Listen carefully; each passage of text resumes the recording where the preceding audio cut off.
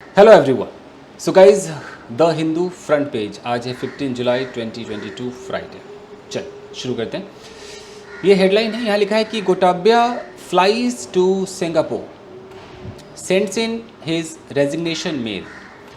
Total present indefinite है दोस्तों। देखिए प्रेजेंट इंडेफिनिट में हेडलाइंस होते हैं, तो जहाँ पर ये फ्लाइज लिखा है हम क्या समझेंगे, हो गया काम, यानी कि गोटाब्या जो है वो गया, सिंगापुर गया। फ्लाई का मतलब है कि हवाई जहाज से वो गया, तो फ्लाइज है तो उसका सेकेंड थर्ड फॉर्म आप जैसा समझे, फ्लू फ्लोन समझे, सिंगापुर चला गया। सेंड्स लिखा है तो हम इसका सेंड समझेंगे। सेंड्स इन ये पूरा फ्रेजल वर्ब होता है। सेंड इन का मतलब होता है कि आप उस अथॉरिटी को अपना कोई लेटर या कुछ भी पोस्ट कर देते हो, तो उसने दे दिया, सेंड कर दिया हिज रेजिग्नेशन मेल, अपना रेजिग्नेशन का एक ईमेल भेज दिया उसने, जो कंसर्न अथॉरिटी है उसको भेज दिया। यहाँ तक क्लियर है। आगे देखिए, यहाँ लिखा है कि ऑफिशियल अनाउंसमेंट टुडे। कोई इज आर एम कुछ भी लिखा है नहीं लिखा है, स्टाइल है ये अखबार का, यानी कि ऑफिशियल अनाउंसमेंट हम अपनी तरफ से इज समझ लेंगे। इज टुडे, आज है, अभी हुआ नहीं है। After verifying authenticity of email document. ये जो अनाउंसमेंट आज है, लेकिन किस चीज़ के बाद है, जो ईमेल भेजा गया है, ईमेल्ड डॉक्यूमेंट। देखो यहाँ पर V3 लगा हुआ है, यानी कि जो ईमेल के द्वारा जो डॉक्यूमेंट भेजा गया, ईमेल्ड डॉक्यूमेंट, उसकी ऑथेंटिसिटी, वो मतलब वाकई ही वो रियल है फेक है, वो वेरीफाई करने के बाद आज ऑफिशियल अनाउंसमेंट होगा। आगे देखें, चल यहाँ से देखते हैं। Sri Lanka's president Gotabaya Rajapaksa on Thursday sent his resignation letter by email from Singapore. Comma पे रुकिए, एकदम सिंपल है। सेंट हमारा क्या हो गया, वर्ब का सेकेंड फॉर्म हो गया, तो पास्ट इंडेफिनिट टेंस बना। ये जो आप देख रहे हैं कि श्रीलंकाज प्रेसिडेंट, यानी कि श्रीलंका का, यहाँ पर एपोस्ट्रोफी लग गया, प्रेसिडेंट, ठीक है। श्रीलंका का प्रेसिडेंट कौन, गोटाब्या राजापक्सा। फिर बीच में ये लोग डेट दिन ये सब दिखा देते, तो थर्सडे को सेंड, तो ये रहा सब्जेक्ट, ये रहा वर्ब। उसने भेजा, क्या भेजा, हिज रेजिग्नेशन लेटर, अपना एक रिजाइन वाला लेटर भेजा, बाई ईमेल, ईमेल के द्वारा भेजा। कहाँ से भेजा, फ्रॉम सिंगापुर। यहाँ तक एकदम क्लियर है। Comma, the parliamentary speakers office said, और ऐसा किसने कहा, पार्लियामेंट्री स्पीकर के ऑफिस ने ऐसा कहा, ऑफिस से मैसेज आया कि भाई ऐसा ऐसा हुआ है। अच्छा, फिर यहाँ पर लिखा है deferring an official announcement to Friday. अब यहाँ पर है कि पार्लियामेंट्री के स्पीकर्स ऑफिस ने ये स्टेटमेंट दिया, क्या करते हुए, तो डेफरिंग, डेफर का मतलब पोस्टपोन कर देना, तो postponing N official announcement, official announcement को जो होना था अब उसको फ्राइडे कर दिया, पोस्टपोन। देख लो, डेफर टू फ्राइडे, तो फ्राइडे होगा। In order to verify the authenticity and legality of the document, यानी कि ये उसने स्टेटमेंट दिया कि जो अनाउंसमेंट होना है हम तुरंत अनाउंसमेंट नहीं करेंगे, हम इसको पोस्टपोन करते हैं फ्राइडे के लिए। क्यों, क्योंकि हमें चेक करना है कि जो ईमेल आया है ये उचित है या अनुचित है। इसलिए लिखा हुआ है कि डेफरिंग, प्रेजेंट पार्टिसिपल फ्रेज बोलते हैं इसको, डेफरिंग एन ऑफिशियल अनाउंसमेंट, एक ऑफिशियल अनाउंसमेंट को पोस्टपोन करते हुए फ्राइडे तक। क्यों, तो in order to verify, verify करने के लिए, इन ऑर्डर टू का मतलब पर्पस, वेरीफाई करने के लिए। क्या वेरीफाई करना है, ऑथेंटिसिटी, इस मतलब कि ऑथेंटिसिटी मतलब कितना अच्छा है कितना बुरा है, मतलब जेन्युइन है कि नहीं, एंड लीगैलिटी, लीगल है कि नहीं, ऑफ द डॉक्यूमेंट। क्लियर है।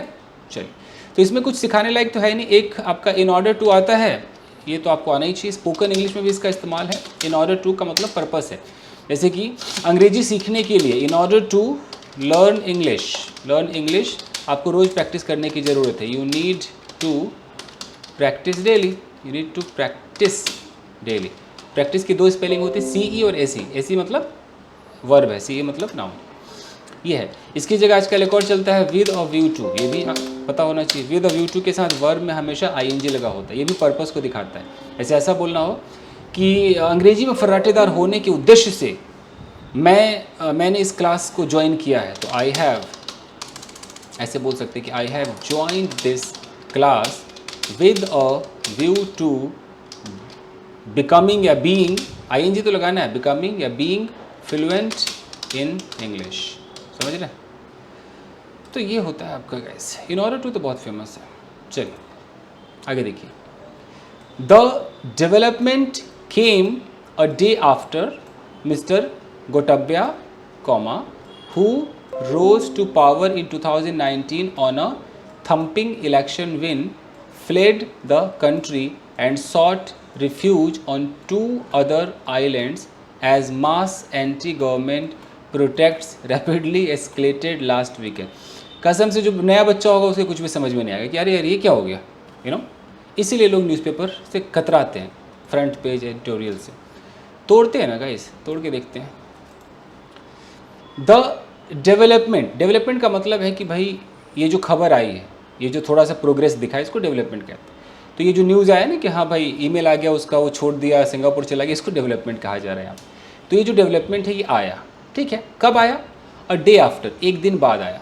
किसके एक दिन बाद आया? न्यूज़पेपर की स्टाइल समझिए, आफ्टर के बाद पूरा सेंटेंस लिखते हैं लोग, पूरा। After what? After mister Gotabaya. अब अभी गोटब्या बोला ही था कि यहाँ पर एक हु लगा दिया, आपको और कंफ्यूज कर दिया। कॉमा देख रहे हैं, ये जो हु है इस पे ना जाए, ये गोटब्या हमारा सब्जेक्ट है तो इसका वर्ब किधर है, इसका वर्ब ढूंढना है। ये तो एक्स्ट्रा इन्फॉर्मेशन है, बाद में देख लेंगे ना। गोटब्या का वर्ब ढूंढिए, ये रहा वर्ब फ्लेड। यानी कि ये जो डेवलपमेंट आया अ डे आफ्टर, एक दिन बाद आया। किसके एक दिन बाद आया?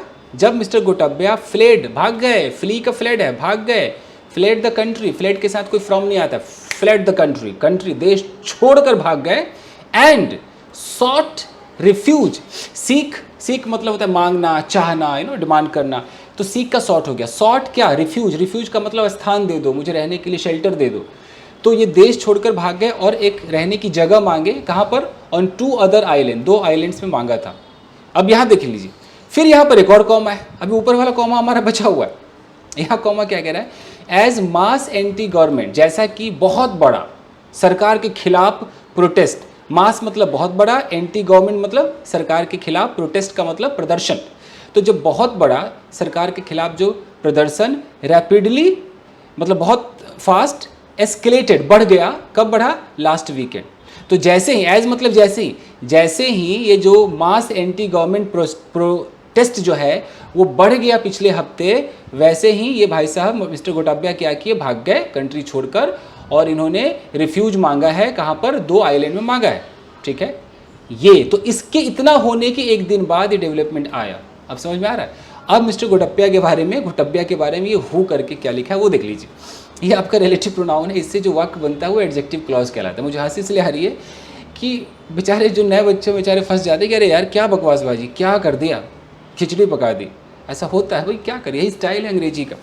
एनीवेज, तो हु रोज, हु मतलब गोटब्या, रोज मतलब उठकर गया, कहाँ तक गया? रोज टू पावर, यानी कि पावर में पहुंचा। कब? इन 2019। तो मिस्टर गोटब्या के बारे में एक्स्ट्रा इन्फॉर्मेशन दी जा रही। कौन गोटब्या? वही गोटब्या जो 2019 में पावर में आया on a thumping election win. Thumping मतलब ग्रैंड, शानदार इलेक्शन विन, मतलब शानदार विजय प्राप्त हुआ होगा, शानदार जीत के साथ। ओह, कई बार तो हिंदी करना मुश्किल हो जाता है गाइस। अब इसके अंदर ये मैं हु वगैरह क्या सिखाऊं, सिखा के थक चुका हूँ, तो ये सिखाने की कोई जरूरत नहीं है। आगे देखते हैं, कुछ ऐसा अद्भुत होगा तो सिखा दूंगा। Early on Wednesday, early on Wednesday का मतलब है बुधवार के, अर्ली मतलब जल्दी ही, बुधवार की शुरुआत में ही। He was flown to Maldives, okay, by a Sri Lankan military aircraft. यहाँ पर इसको पैसिव में लिया गया। ही वॉज फ्लॉन, उसको ले जाया गया, उसको फ्लाई करके ले जाया गया, उड़ा करके उसको ले जाया गया। कहाँ पर? मालदीव्स ले जाया गया। मालदीव्स क्या पढ़ते हैं? मालदीव्स। किसके द्वारा? बाय ए श्रीलंकन मिलिट्री एयरक्राफ्ट, जो श्रीलंका का मिलिट्री एयरक्राफ्ट होगा उसके द्वारा उसको ले जाया गया, ठीक है। वेडनेसडे के सुबह सुबह। ही रीच्ड सिंगापुर, वो सिंगापुर पहुंचा थर्सडे को, थर्सडे इवनिंग को सिंगापुर पहुंचा। कॉमा के बाद क्या लिखा है कि the countries foreign ministry confirm. ये बात किसने कन्फर्म की? कंट्री के फॉरेन मिनिस्टर ने कन्फर्म कर दी कि हाँ भाई ऐसा ऐसा हुआ, ठीक है। अब देखिए, mister Gotabaya was allowed, past indefinite का पैसिव है। मिस्टर गोटब्या को अलाउ किया गया, क्या अलाउ किया गया? एंट्री इनटू सिंगापुर, सिंगापुर में एंट्री अलाउ किया गया ऑन अ प्राइवेट विजिट, एक प्राइवेट विजिट के रूप में, कि प्राइवेट विजिट कर रहे हैं। The city state's ministry of foreign affairs, अभी पूरा एक उनका टर्म है कि city state's ministry of foreign affairs said, ऐसा ये भैया फॉरेन अफेयर वालों ने कहा। ही has not asked for asylum, ask for का मतलब होता है कि मांगना, तो उन्होंने कोई अजाइलम के लिए नहीं कहा। अजाइलम का मतलब है कि मुझे रहने दो, मुझे जगह दे दो, मैं यहाँ अपने देश वापस नहीं जाऊँगा, यही रहूँगा। अजाइलम नहीं मांगा।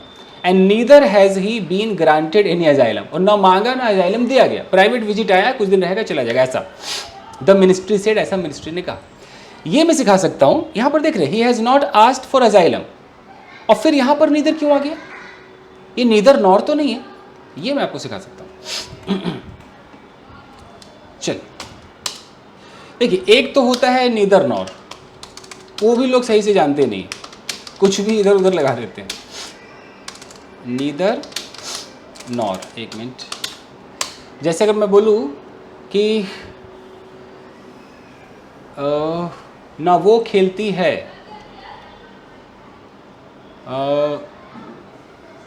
ना वो खेलती है, ना मैं खेलना चाहता हूँ, मान लो ऐसा है, ना वो खेलती है ना मैं खेलना चाहता हूँ, तो आप लोग कैसे बोलेंगे इसको? ये करेक्ट ऐसे बनेगा, ना वो खेलती है, नीदर शी प्लेज, नॉर, ना वो, ये दूसरा सेंटेंस कर देते हैं, मैं आपको कंफ्यूज नहीं करता।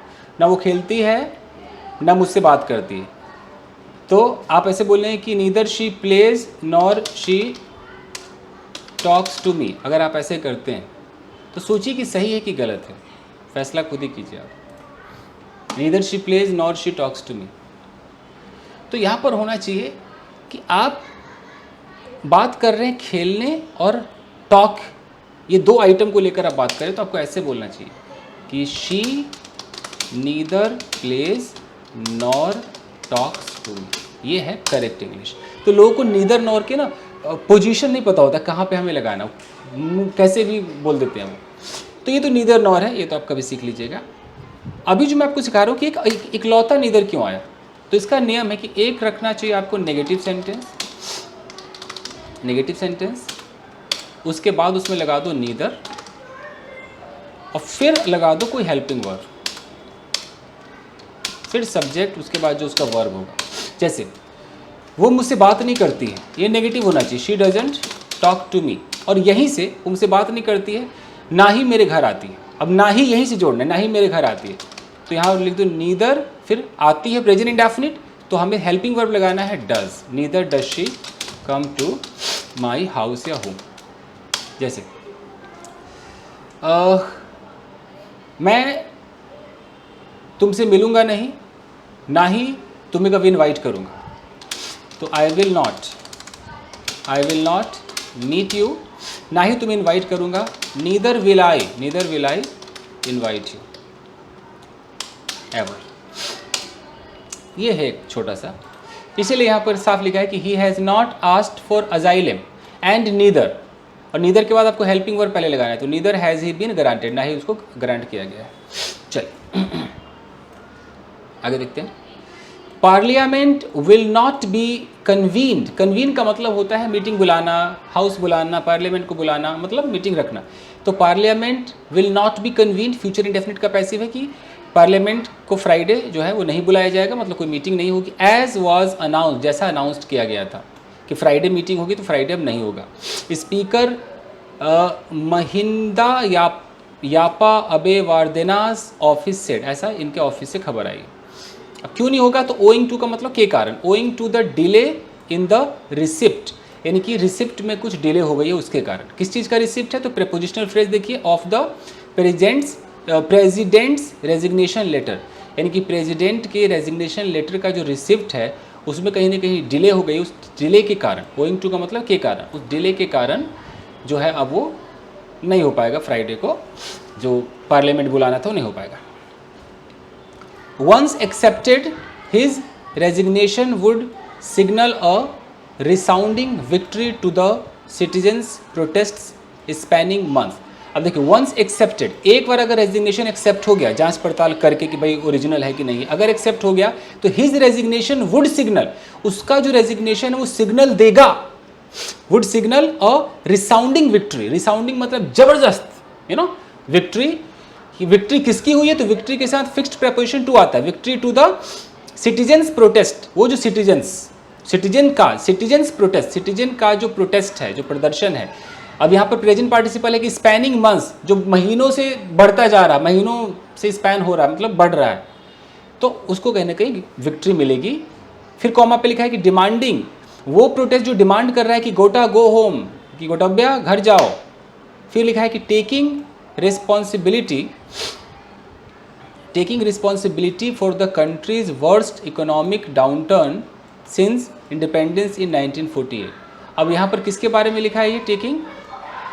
ये गोटा इसी के बारे में है कि गोटा गो होम, डिमांड कर रहे हैं कि गोटा घर जाए। टेकिंग रिस्पॉन्सिबिलिटी, जो कि रिस्पॉन्सिबिलिटी ले रहा है for the countries worst economic downturn, देश का जो सबसे खराब वर्स्ट इकोनॉमिक डाउनटर्न मतलब जो घाटा है, कब से? सिंस इंडिपेंडेंस इन 1948, 1948 में जो इंडिपेंडेंस हुआ था तब से।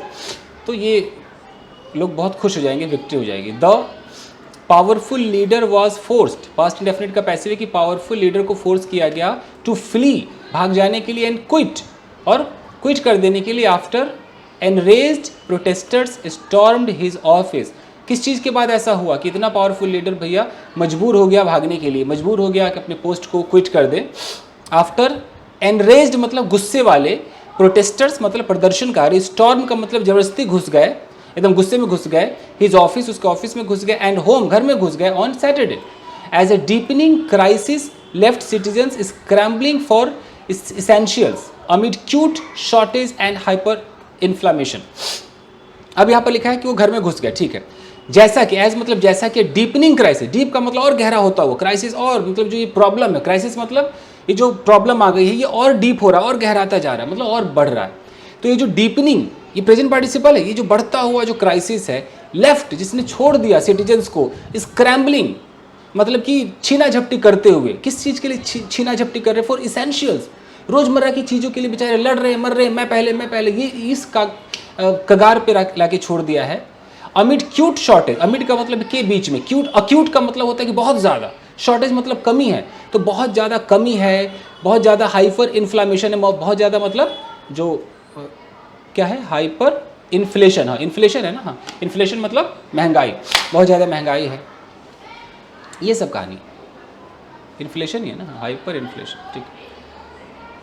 फॉर नियरली 100 डेज, लगभग 100 दिनों के लिए डेमोन्स्ट्रेटर्स मतलब प्रदर्शनकारी, जो डेमोन्स्ट्रेटर्स है, हैव कैंप्ड, उन्होंने 100 दिनों के लिए टेंट लगाया। कहाँ लगाया? Out in a tent city. Tent city का मतलब कि टेंट ही टेंट लगे वो टेंट सिटी हो जाता है। टेंट लगाया एडजेसेंट टू, इसका मतलब है नज़दीक, पास, adjacent to the presidential secretariat, उसके आसपास ही लगा दिया, जो प्रेसिडेंशियल सेक्रेटेरिएट है ऑफिस होगा उसके आसपास लगा दिया। कॉमा के बाद लिखा है कि लोकेटेड, कि जो स्थित है अलोंग कोलंबोज सी फ्रंट गेल फेस, ये कुछ नाम है कि कोलंबो के वहाँ पे ये स्थित है। दे ब्रेव्ड एक्सट्रीम वेदर, उन्होंने सामना किया, ब्रेव का मतलब सामना करना किसी मुसीबत का, तो एक्सट्रीम बहुत ही खतरनाक मौसम का सामना किया। क्रिपलिंग फ्यूल स्कार्सिटी, क्रिपलिंग मतलब आपको बिल्कुल जो एकदम अपाहिज बना दे, ऐसा होता है क्रिपलिंग। तो फ्यूल स्कार्सिटी, फ्यूल की इतनी कमी हो गई है, वो क्रिपलिंग मतलब कि बहुत ज़्यादा कमी हो गई, तो उसको भी फेस किया। तो weather, crippling fuel scarcity and violence, और जो वायलेंस है, जो हिंसा है, unleashed by ruling party, unleashed का मतलब कि खुला छोड़ देना, कि चलो वायलेंस रूलिंग पार्टी के द्वारा किया गया, रूलिंग पार्टी सपोर्टर्स के द्वारा किया गया ऑन May 9 को। इन सब को बेचारों ने बर्दाश्त किया, टेंट लगाया, यही सब इन्फॉर्मेशन है। इसमें कुछ पढ़ाने लायक तो था नहीं, कुछ ट्रांसलेट बस कर दिया मैंने आपको। तो बस आज के लिए इतना ही दोस्तों। पता नहीं 100 एपिसोड्स हुए कि नहीं, जैसे 100 एपिसोड्स ख़त्म हो जाएंगे फ्रंट पेज के, तो मैं एडिटोरियल पे ज़रूर जाऊँ, कोशिश करूँगा कि एडिटोरियल पे मैं जाऊँ। अभी फ्रंट पेज मैं गिनूंगा, काउंट करूँगा कितने एपिसोड हुए, मुझे लगता नहीं कि 20 या 25 भी हुए होंगे, देखते हैं क्या पता होगा। चलिए, thank you guys, thank you.